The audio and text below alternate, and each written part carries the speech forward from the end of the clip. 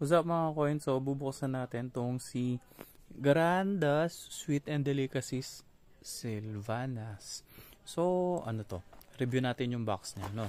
Ayan yung side. Ito yung side. Ito yung side. Expiration is sa December pa. Tagal, ha? Yung side. Yung likod. Yung kanyang mga ingredients and yung nutritional packs.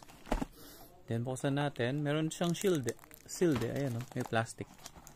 Buksan natin. Try natin kung masarap to. Sorry isang kamay lang yung nasa kama ako.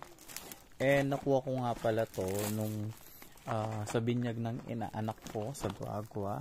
Pamangkin ko siya actually. So, si Luis Gabriel Tan. Ayan.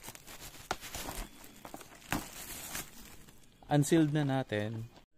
So, eto na nga guys. Tatry na natin yung isa. Nakrep siya eh. Paano ito bubuksan?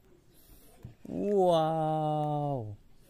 Eto na siya guys. So, Sylvanas. Ayan siya.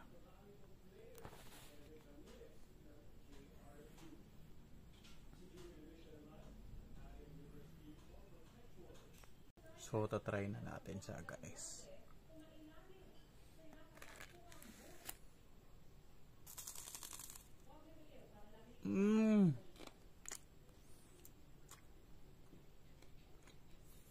Ayan siya.